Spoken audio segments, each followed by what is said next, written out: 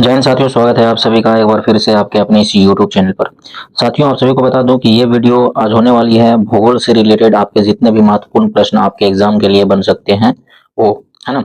आप सभी को मैं बता दूं कि आपकी 10वीं का जो फाइनल एग्जाम है वहां पर यहाँ से जो प्रश्न है वो पूरा, मतलब कि बोला जाए तो फिक्स है कि यहाँ से प्रश्न आने ही वाले हैं। तो आप लोग इस पूरे वीडियो को अच्छे से देखिएगा और जो प्रश्न आपको नहीं आ रहा हो उसको रिवीजन कीजिएगा बार बार, ठीक है।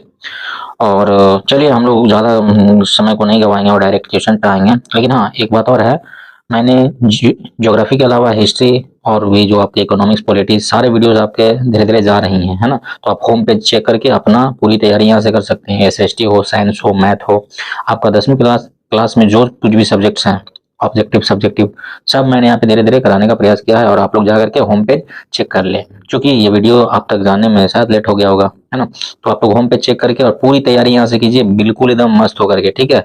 एकदम पूरी आएगी, क्वेश्चन पूरा फिक्स है कि यहाँ से क्वेश्चन आ रही हैं।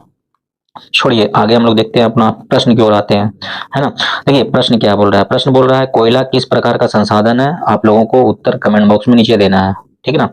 बताइएगा कोयला किस प्रकार का संसाधन, नवीकरणीय, अनवीकरणीय, जैविक या अजैविक। सॉरी। तो याद रखिएगा, कोयला जो है ये कैसी है, अनवीकरणीय। अनवीकरणीय मतलब बताइए, अनवीकरणीय मतलब क्या हुआ, यह सीमित मात्रा में उपलब्ध है और एक समय आने के बाद समाप्त हो जाएगा। देखते हैं अगला क्वेश्चन। अगला क्वेश्चन है आपका, सौर ऊर्जा निम्नलिखित में से कौन सा संसाधन है। काफी अच्छा प्रश्न है। मानवकृत है, पुनः पूर्ति योग्य है, अजैव है या अचक्रीय है। तो ऑप्शन के हिसाब से देखें तो सौर ऊर्जा ये है आपका ऑप्शन नंबर बी, पुनः पूर्ति योग्य। कई बार हम लोग क्लास में भी चर्चा किए हैं, है ना। चलिए अगला क्वेश्चन देखते हैं। अगला क्वेश्चन है आपका, तट रेखा से कितने समुद्री मील क्षेत्र विशेष आर्थिक क्षेत्र के रूप में जाना जाता है। यानी कि समुद्री मील, कितना समुद्री मील विशेष आर्थिक क्षेत्र के रूप में जाना जाता है। मैंने आप लोगों को लिखाया था। तो इसका राइट आंसर हो जाएगा 100 नॉटिकल मील, 200 नॉटिकल मील, 150 नॉटिकल मील या 250 नॉटिकल मील। राइट आंसर हो जाएगा ऑप्शन नंबर बी, 200 नॉटिकल मील, है ना। 374 के अप्रोक्स किलोमीटर में होगा। आगे देखते हैं। अगला क्वेश्चन है, डाकू की अर्थव्यवस्था का संबंध किससे है। कई बार चर्चा किए हैं हम, है ना। संसाधन संग्रहण से, संसाधन के विदोहन से, या तो फिर आपका संसाधन के नियोजित विदोहन से, या इनमें से कोई नहीं। तो राइट आंसर हो जाएगा इसका संसाधन के विदोहन से, ऑप्शन नंबर बी। अगला क्वेश्चन है आपका, विश्व पर्यावरण दिवस किस तिथि को मनाया जाता है। काफी आसान क्वेश्चन है और इसका राइट आंसर हो जाएगा 2 जून, है ना। ऑप्शन आप लोग खुद से पढ़िएगा, मैं इसका उत्तर बताते जाता हूँ, ठीक है। अगला क्वेश्चन है, भारत में पहाड़ों से भरी भूमि कितना प्रतिशत है। 10, 27, 30 या 48। तो इसका राइट आंसर हो जाएगा आपका ऑप्शन नंबर बी, अप्रॉक्स 27%, है ना, परसेंट। अगला क्वेश्चन है, काली मिट्टी उपयुक्त है, किसके लिए उपयुक्त है। कपास, लीची, गेहूं या बाजरा के लिए। तो राइट आंसर हो जाएगा कपास के लिए, है ना। कपास, काली मिट्टी को रेगुर मिट्टी, कपासी मिट्टी, चिकनी मिट्टी, दरारी मिट्टी, है ना, बड़े ये सब नाम से जाना जाता है, हम लोग पढ़े हैं। अगला क्वेश्चन है, मरुस्थलीय मृदा का विस्तार निम्न में से कहाँ है। उत्तर प्रदेश, राजस्थान, कर्नाटक या महाराष्ट्र। हम लोग सभी जानते हैं मरुस्थल सबसे ज्यादा कहाँ पे है, तो राजस्थान के इलाका में, क्योंकि थार मरुस्थल नाम ही है वहाँ का। और थार मरुस्थल कहाँ है, राजस्थान में। तो मरुस्थलीय मृदा कहाँ मिलेगा, राजस्थान में, है ना। अगला क्वेश्चन है, मेढक की प्रजनन प्रक्रिया को बाधित करने वाला रसायन। बेंजीन, यूरिया, एंड्रीन या फास्फोरस। राइट आंसर हो जाएगा एंड्रीन, है ना। आगे देखते हैं अगला क्वेश्चन। ये थोड़ा सा बड़ी हो गई है ना। देख लिए।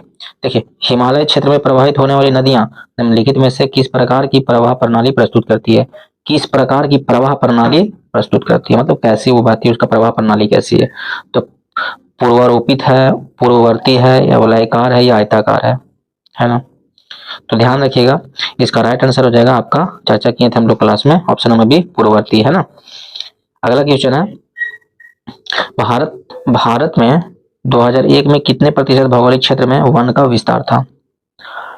तो ये प्रश्न तो पुराना हो गया है, लेकिन आपके पूछा गया है पीछे एग्जाम में, है ना। तो ध्यान रखिएगा, 19 से 21%, ठीक है। अगला क्वेश्चन है, भारत में जल का सबसे अधिक उपयोग किया जाता है, किसके लिए किया जाता है। सिंचाई के लिए, उद्योग के लिए, घरेलू उद्योग के लिए, या व्यापार के लिए। तो आसान क्वेश्चन है, क्या हो जाएगा, सिंचाई के लिए, है ना, सिंचाई के लिए, इरिगेशन के लिए। अगला क्वेश्चन है, हमारे देश में वनों के लिए कितना प्रतिशत जो है वांछित क्षेत्र है। मतलब कि कितना, जब राष्ट्रीय वन नीति आई थी 1952 में, तो 1% बताया गया था कि इतनी प्रतिशत वनों की होनी ही चाहिए भारत के कुल भौगोलिक क्षेत्र का। तो वो था 33% है ना। राष्ट्रीय वन नीति 1952, ये भी याद रखिएगा, राष्ट्रीय वन नीति कब आई थी, तो 1952 को। कब? 1952 को, ये भी ध्यान रखिएगा, महत्वपूर्ण है। अगला है अत्यंत सघन वन के लिए कुल भौगोलिक क्षेत्रफल का या कितना प्रतिशत जो है वृक्ष होना जरूरी है ना, अत्यंत सघन वन के लिए। तो हम लोग चर्चा किए थे, इसका राइट आंसर हो जाएगा ऑप्शन नंबर डी, 70% से अधिक, है ना, 70% से अधिक। अगला क्वेश्चन है वन विस्तार के मामले में विश्व में भारत का स्थान क्या है ना, कौन सा स्थान है भारत का। तो काफी आसान क्वेश्चन, इसका राइट आंसर हो जाएगा ऑप्शन नंबर सी, यानी कि ग, यानी कि 10वां, है ना। अगला क्वेश्चन है कार्बेट नेशनल उद्यान या कार्बेट नेशनल पार्क कहाँ है, बिहार, उत्तराखंड, जम्मू कश्मीर, उत्तर प्रदेश। तो इसका राइट आंसर हो जाएगा कार्बेट, उत्तराखंड, है ना, चर्चा किए थे पिछले क्लास में हम लोग।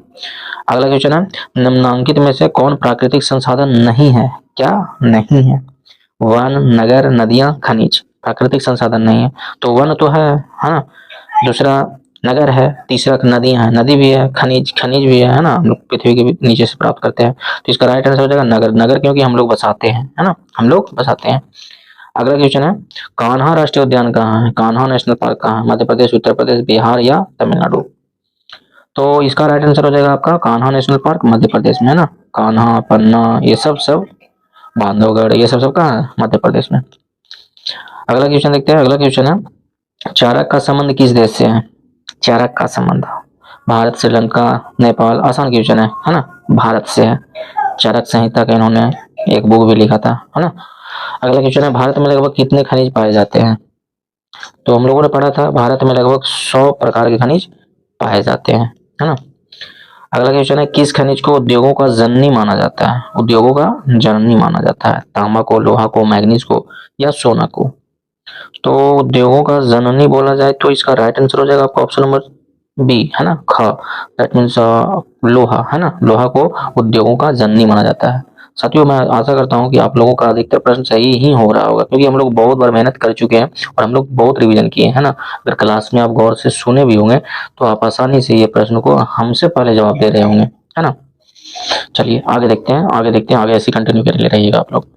आगे अगला क्वेश्चन है कौन लौह अयस्क का एक प्रकार है, हेमेटाइट, मैग्नेटाइट, लिमोनाइट या सभी। तो दरअसल यहाँ पे लोहा का ये सभी प्रकार है ना, हेमेटाइट, मैग्नेटाइट, लिमोनाइट, ठीक है, ये सभी। अगला क्वेश्चन है सीमेंट उद्योग का सबसे प्रमुख कच्चा माल क्या है, चूना पत्थर, ग्रेनाइट, बॉक्साइट, लोहा। तो चूना पत्थर का ये हो जाएगा, है ना, चूना पत्थर का हो जाएगा सीमेंट उद्योग। अगला हो जाएगा सर्वोत्तम कोयला का प्रकार कौन सा है, कई बार चर्चा कर चुके हैं, एंथ्रेसाइट। कौन सा हो जाएगा, anthracite, anthracite, option number B. अगला क्वेश्चन है भाखड़ा नांगल परियोजना किस नदी पर है, काफी आसान क्वेश्चन है, भारत का सबसे बड़ा नदी परियोजना, है ना, और ये है सतलज नदी पे, है ना, किस पे है, सतलज नदी पे। अगला क्वेश्चन है भारत के किस राज्य में सौर ऊर्जा के विकास के सबसे अधिक संभावनाएं हैं, सौर ऊर्जा को विकास के, है ना। तो ये हो जाएगा आपका राइट आंसर, सौर ऊर्जा राजस्थान, है ना, और पवन ऊर्जा रहता तो तमिलनाडु, है ना, पवन ऊर्जा रहता तो तमिलनाडु। साथियों ये थोड़ा सा ना मेरी आवाज में थोड़ा सा जो है ना जोश कम दिख रहा होगा, इसके पीछे कारण बहुत से हैं, है ना। बस आप लोग इतना करिएगा कि आपको मेरी आवाजें सुनाई दे रही हो और आपको ये जो सामने स्क्रीन पे दिख रही है क्वेश्चन वो दिख रही हो, आप अपना मतलब कि यहाँ से निकाल लीजिएगा, है ना। मैं कोशिश करूंगा कि मैं नेक्स्ट वीडियो से थोड़ा सा एनर्जेटिक रहूं, है ना। लेकिन वीडियो बनानी जरूरी थी तो मैंने सोचा क्यों ना अपना छोड़ो यार, वीडियो बना ही देते हैं, है ना। बिहार में कितने प्रतिशत भौगोलिक क्षेत्र में वन का फैलाव है, तो वन का फैलाव बोला जाए बिहार में स्पेशली तो हमने बात किया था बिहार से एकमात्र क्रिकेटर है महेंद्र सिंह धोनी, जिनका जर्सी नंबर है 7, 7 रीजन 4, है ना, क्या बोला जाता है रीजन 4 ऐसे करके एक डायलॉग भी बोला जाता है ना, अभी याद नहीं आ रहा है। अच्छा अगला क्वेश्चन है थल्ला फॉर रीजन यहाँ पे बोला जाता है 7 नंबर को थल्ला फॉर रीजन, है ना। तो बिहार में कितने प्रतिशत भौगोलिक क्षेत्र में वन का फैलाव है, तो 7%। अगला क्वेश्चन है टैक्सोल नामक रसायन का प्रयोग किया जाता है, टैक्सोल। तो टैक्सोल का उपयोग हम लोग कैंसर के लिए करते हैं, किसके लिए करते हैं, कैंसर के लिए। और एक है मलेरिया के लिए करते हैं, मलेरिया के लिए वो क्या, उसको क्या नाम है, कूनैन, क्या नाम है, कूनैन, ध्यान रखिएगा दोनों का नाम। अगला क्वेश्चन है कुल जल का कितना प्रतिशत भाग महासागरों में निहित है, तो इसका राइट आंसर क्या हो जाएगा 96.6% या 5%, ठीक है। देख रहे हैं यहाँ पे 95.5% भी दिया ऑप्शन नंबर बी में, लेकिन ये नहीं होगा, कौन सा होगा, ये होगा, ठीक है, ऑप्शन नंबर डी होगा, ठीक है। अगला क्वेश्चन है चमड़ा उद्योग के लिए कौन सा शहर जाना जाता है, चमड़ा उद्योग, तो यह है कानपुर सॉरी, यह है कानपुर। अगला क्वेश्चन है, बिहार में अति जल दोहन से किस तत्व का संकेंद्रण बढ़ा है? तो ये हो जाएगा आपका ऑप्शन नंबर सी, आर्सेनिक का। किसका? आर्सेनिक का बढ़ा है। अगला क्वेश्चन है, मानव शरीर में कितना प्रतिशत जल की मात्रा पाई जाती है? तो इसका राइट आंसर हो जाएगा ऑप्शन नंबर सी, 65% है ना। और पेड़ पौधों में 95 से 100% है ना, हम लोग पढ़े थे। अगला क्वेश्चन है, किस कमीशन ने सतत पोषणीय विकास की अवधारणा प्रस्तुत किया था? है ना, तो सतत विकास किसे कहते हैं हम लोग चर्चा किए थे ना। सतत विकास किसको बोला जाता है हम लोग चर्चा किए थे। तीन बातें यहाँ पे देखे थे, वर्तमान, पर्यावरण को बिना नुकसान पहुंचाए हुए, भविष्य, है ना। कुछ याद आ रहा है? तो ये जो रिपोर्ट था, ये जो अवधारणा पेश किया गया था, ये पेश किया गया था ऑप्शन नंबर सी, ब्रेंटलैंड कमीशन के द्वारा, है ना। वहां पे ये बात को बताया गया था। अगला क्वेश्चन है, देश के बांधों को किसने भारत का मंदिर कहा था? तो काफी आसान क्वेश्चन है, ऑप्शन नंबर सी, है ना, जवाहरलाल नेहरू। अगला क्वेश्चन है, निम्नलिखित में कौन प्रवाहनीय संसाधन है? नदी, कोयला, पेट्रोल या वन? तो इसका राइट आंसर हो जाएगा प्रवाहनीय संसाधन, यानी प्रवाह होता रहता है। तो कोयला, पेट्रोल, वन, ये सब तो भाई डिपेंड करता है आप पे। एक नदी है ना, ऑप्शन नंबर ए, नदी हो जाएगा राइट आंसर। अगला क्वेश्चन है, संसाधन के रूप में किसी पदार्थ का अस्तित्व किस पर निर्भर करता है? किसी पदार्थ का अस्तित्व किस पर निर्भर करता है? मूल्य, मात्रा, उपयोगिता, मूल्यांकन। देखिए इसका राइट आंसर हो जाएगा ऑप्शन नंबर सी, मूल्य पर, सॉरी, उपयोगिता पर निर्भर करता है कि उसकी उपयोगिता क्या है ना। जिस संसाधन की उपयोगिता जितना ज्यादा, उसकी मतलब की संभावना है उसका अस्तित्व उतना ज्यादा, है ना, उसका भाव उतना ज्यादा। अगला क्वेश्चन है, 1992 में रियो डी जेनेरियो में कौन सा सम्मेलन हुआ था? महाद्वीपीय, जनसंख्या, जलवायु, पृथ्वी। आसान सा क्वेश्चन है, पृथ्वी सम्मेलन, है ना, प्रथम पृथ्वी सम्मेलन। हम लोग जानते भी हैं, जहाँ पे क्या बोला जाता है, रियो डी जेनेरियो आपका ब्राजील का एक शहर है, या यूं बोले तो कैपिटल है। और यहाँ पे एजेंडा 21 भी आया था, ये सब बातें हम लोग जानते हैं यहाँ पे। अगला क्वेश्चन है, संसाधन होते नहीं बल्कि बनते हैं, ये किनके द्वारा बोला गया था? ये बात किनके द्वारा बोला गया था? तो इसका राइट आंसर हो जाएगा आपका जिम्मरमैन, है ना। कौन हो जाएगा? जिम्मरमैन। अगला क्वेश्चन है, क्योटो सम्मेलन कब हुआ था? क्योटो सम्मेलन कब हुआ था, यानी कि दूसरा पृथ्वी सम्मेलन? तो ये हो गया था आपका 1997 में, है ना। दूसरा पृथ्वी सम्मेलन नहीं, दूसरा पृथ्वी सम्मेलन तो आपका यहाँ पे हो गया था, क्या नाम है इसका, वाशिंगटन, सॉरी, न्यूयॉर्क में, है ना। ये क्योटो प्रोटोकॉल, ये दूसरा सम्मेलन था, तो ये 1997 में हुआ था।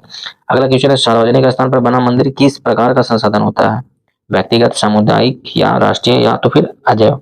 तो सार्वजनिक स्थान पर बना मंदिर ये सामुदायिक होता है ना, हम लोग गांव में भी देखते हैं, ये सामुदायिक होता है। समझ में आ रहा है? चलिए आगे देखते हैं। तो ये आपके जितने भी प्रश्न थे वो समाप्त हो चुके हैं ना। मैं उम्मीद करता हूँ कि आप लोगों ने अच्छे से प्रश्न को डील किया होगा, और आप लोग पूरे क्वेश्चंस में से कम 30 प्लस सही कर दिए होंगे, है ना। ऐसे 30 मिनिमम है, ये बात याद रखिएगा, 30 मिनिमम है। आपने सब चीज पढ़ा है, ठीक है, तो मिनिमम 30 तो सही किए ही होंगे आप लोग। और जो मतलब कि बोला जाए आपकी ओर से, तो आपकी ओर से तो एक दो ही गलत होनी चाहिए, और मेरी ओर से 30 प्लस कम से कम होनी चाहिए, ठीक है। साथियों, ये वीडियो कैसा लगा? मैं उम्मीद करता हूँ कि आप लोगों को ये वीडियो पसंद आया होगा, और अगर ना भी पसंद आया हो तो आप लोग को मैं तो यही कहूँगा कि रट जाइए, है ना।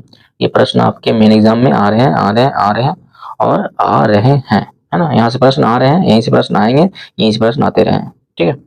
बाकी वीडियो कैसा लगा, वीडियो कमेंट में बताइएगा। मिलते हैं अगले वीडियो में, है ना। तब तक के लिए धन्यवाद। जय हिंद।